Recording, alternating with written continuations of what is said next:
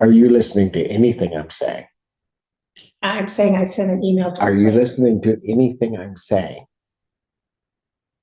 What I said is, it did not appear to me that plaintiff was included on the email. So I wanted to make sure, because I have to make sure the proceeding is fair, that plaintiff had a copy of whatever information the court has. Elizabeth Kurtz, state your appearance, please. Your Honor, Crystal Herm is appearing on behalf of Extended Stay America. Your name? Elizabeth Kurtz. All right. And where are we on this? Your Honor, we represent Extended Stay America in this proceedings against Ms. Kurtz and all other occupants. If I can say something. Yes, ma'am. I work hard. I live outside of conventional housing. I was laid off about 10 years ago. And since that time, I've built a business. It's a street business where I sell street paper. And I don't receive any state aid, government aid, Section 8, or anything like that, but I have been able to maintain housing, especially at the extended stay. I don't have any representation because the legal aid system really doesn't support or represent who are staying in hotels, because the Michigan law is pretty vague on hotel stays when it comes to tenants. But I would extend a stay. It is a hotel that gives you, after 30 days, it gives you tax exemption. And you were supposed to file a written answer. Okay, I understand that. Actually, I did. And I sent it to you. I mailed it to you. And today I recognized that it had gone to the wrong email. And I have documentation for that. You emailed it to me? I sent it to you, but I didn't know it was rejected until I was preparing today. Shortly before I was preparing. Okay, did you get it to counsel? It's in my phone, it's in my documents. No. You sent something to the court. Did you send? I sent it, but it didn't arrive. Okay, not my question. Not my question. Did you send it to opposing counsel? Who was opposing counsel? Counsel for the plaintiffs. I wasn't aware that I needed to do that. Oh, forget. That's what bothers me. I live outside of conventional housing. It's hard enough to stay afloat. There's not a lot of legal representation. I'm having to put together. Ma'am. Yes, you're gonna have to put it together on your own. We're giving you resources to contact. You can contact the University of Michigan. You can contact whomever. Sir, I contacted the University of Michigan. In past cases, they were unable to represent me. Specifically, in a case like this, legal aid does not represent. So you're going to have to represent yourself. Absolutely. That's why I Then I need a written answer. Okay. And it needs to be sent to opposing counsel. Okay. Can you give me additional time to do that? Because I can't do it here because I don't have. What is the monthly rent? Actually, it varies, and that's the reason I'm here, because I'm supposed to get my tax deduction after 30 days. Counsel, what is the monthly rent? Your Honor, it's on average 84 cents a day. And at this point, I'm sorry, you broke up there. It's how much per day? $86.44 on average per day.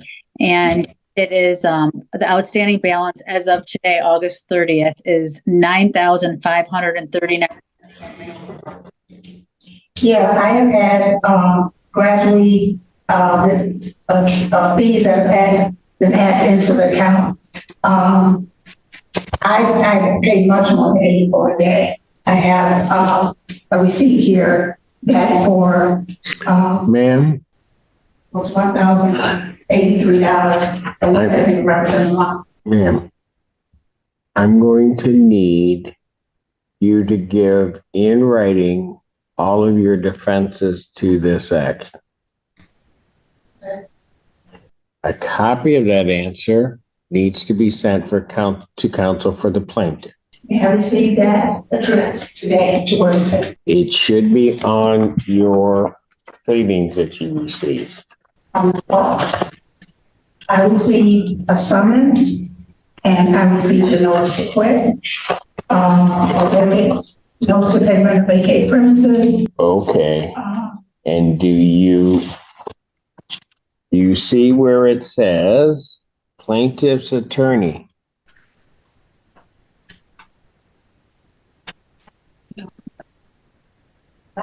So if you. Okay, look on the left-hand side, look on the right-hand side.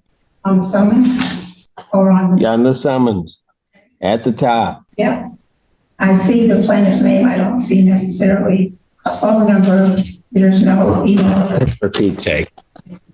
Hand me your paperwork. I don't see any email. I'm glad to be. Right here. There's a phone number. There's an address. You can call them. You can get an email address that you can send it to them. But you need to file an answer. You need to file an answer and you're operating on borrowed time. Counsel, I apologize for this. I would ask your opinion on this, but I'm going to do it this way anyway.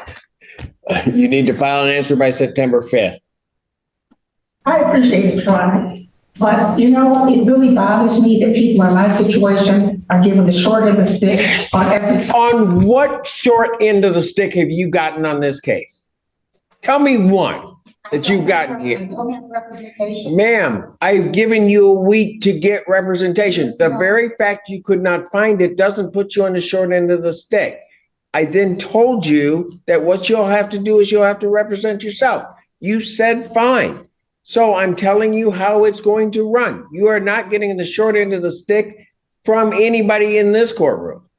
And I resent you saying that about what happens in this courtroom, because anybody that comes into this courtroom doesn't get the short end of anything from this judge. So I'm done even addressing that. You will have an answer into the court to opposing counsel by the 5th. I will set a next hearing in this matter for September 6th, 2024 at 3 p.m. I'm also going to order escrow to be paid at an amount of $86.44 per day, payable every 7 days to the court. And why am I representing myself, sir? Excuse me? Why am I representing myself? Why are you? Yes. I don't know that I can answer that. You can't, because there's no legal counsel available for me in this state. So that's what I mean when I say I'm getting short of it. The escrow that you have to pay to the court must be paid in cash to the court. You can take it to the front window. They'll be more than happy to take it and give you a receipt for that. Pardon? Okay. I'm unable to pay escrow today. Ma'am, I ordered that escrow will be paid in the amount of 86. Do not interrupt me again. Escrow will be paid in the amount of $86.44 per day. It is due and payable to the court every 7 days. That's my order. I'll see you guys next week.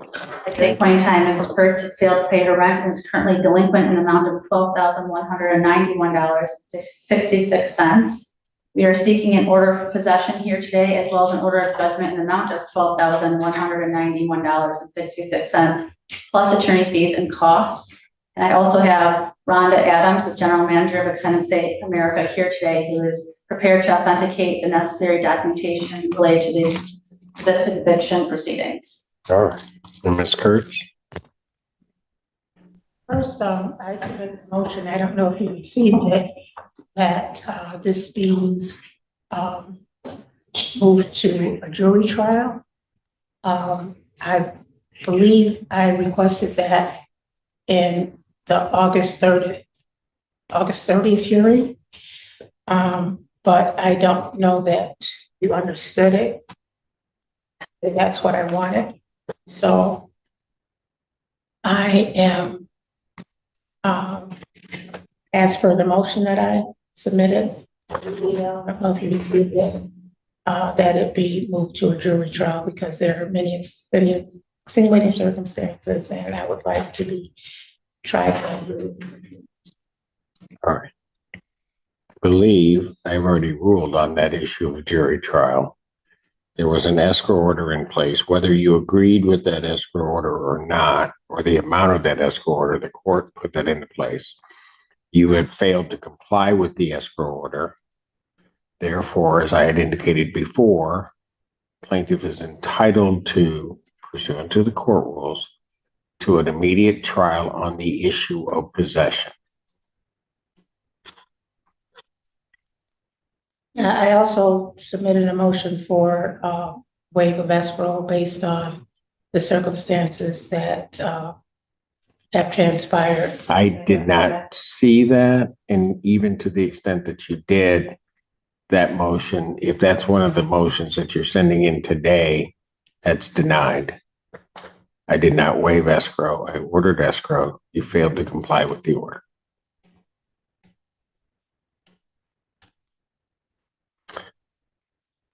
One other just procedural issue at 7 something this morning. Emails were sent by the defendant alleging certain things. It appears to be an answer of some type, or at least an explanation addressed to me, sent to the 14A email that was received by the court. I believe we have supplied copies because I don't think counsel was on those, but I think the court, I instructed my staff to give copies of those 3 emails. You have those?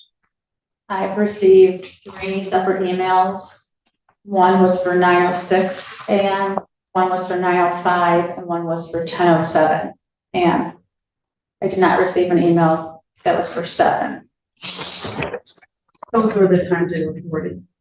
Those were the time she's given her ours. Okay. Yeah. I was referring to the time. Okay. They are for 7. Yeah, okay, you got it. Okay.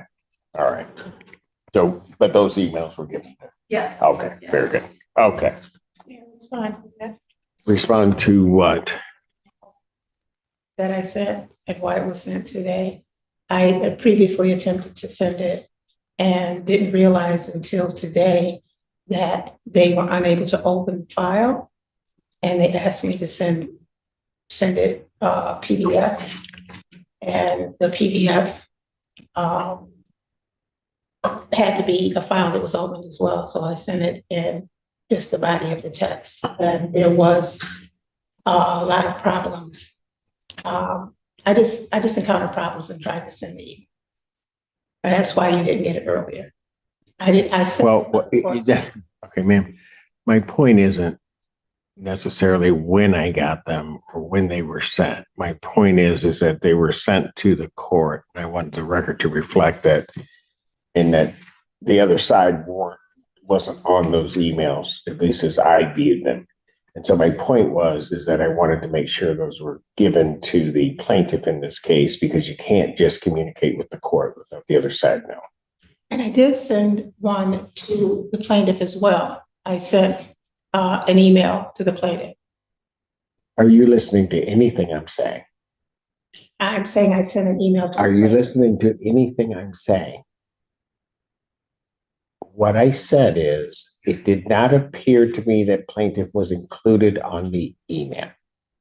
So I wanted to make sure, because I have to make sure the proceeding is fair, that plaintiff had a copy of whatever information the court had. That was my sole purpose in raising. Thank you.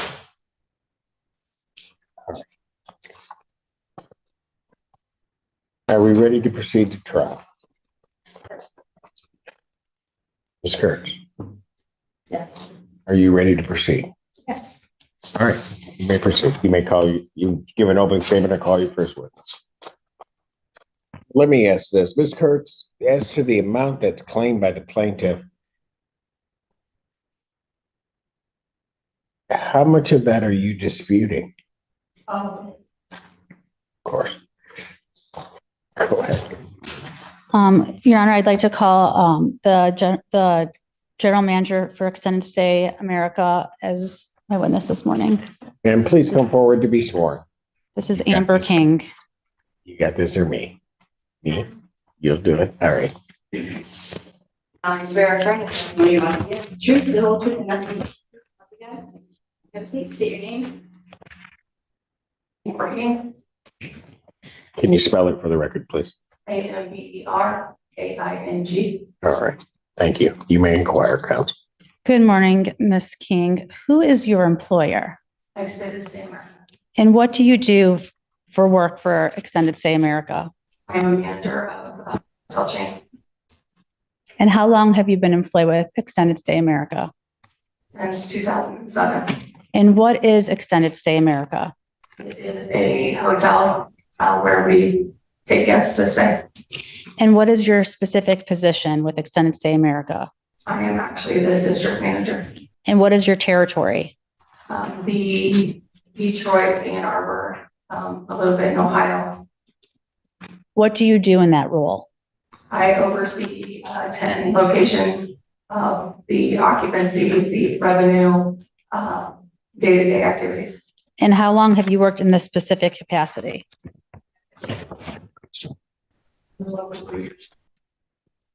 And what kind of training have you had for this specific role?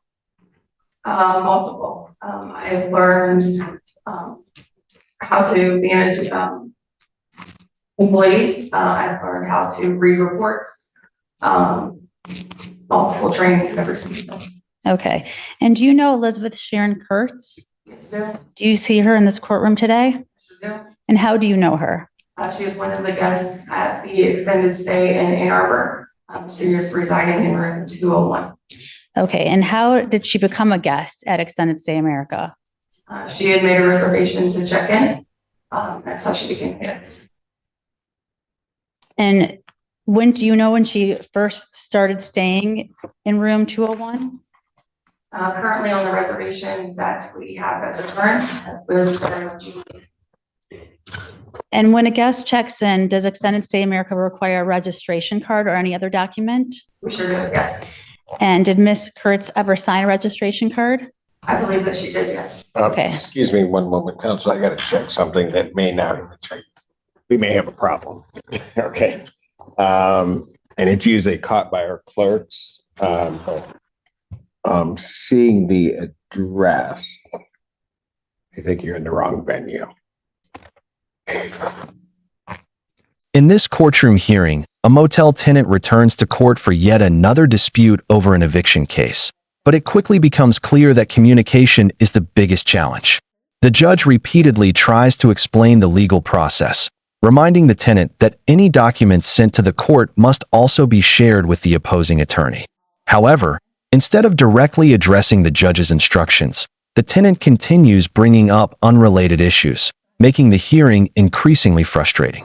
The judge remains patient for much of the proceedings, giving the tenant extra time to file the proper paperwork, and even explaining exactly where to find the plaintiff's attorney's contact information. When the tenant claims she's getting the short end of the stick, the judge firmly rejects that accusation, emphasizing that everyone who enters the courtroom is treated fairly and equally under the law. As the case continues, the court also orders the tenant to make escrow payments while the eviction case is pending. Despite her objections, the judge makes it clear that court orders must be followed until they are changed through the proper legal process. Then, in an unexpected twist, everything changes. After testimony begins, the judge notices that the case was actually filed in the wrong court because the property falls under a different jurisdiction. Rather than continuing with an invalid proceeding, the judge immediately stops the trial and orders the entire case transferred to the correct court. It's a reminder that courtroom cases aren't decided by emotion alone. Even when tensions run high, judges must follow legal procedures and ensure every case is heard in the proper venue. In the end, a simple jurisdiction error completely changed the direction of the hearing.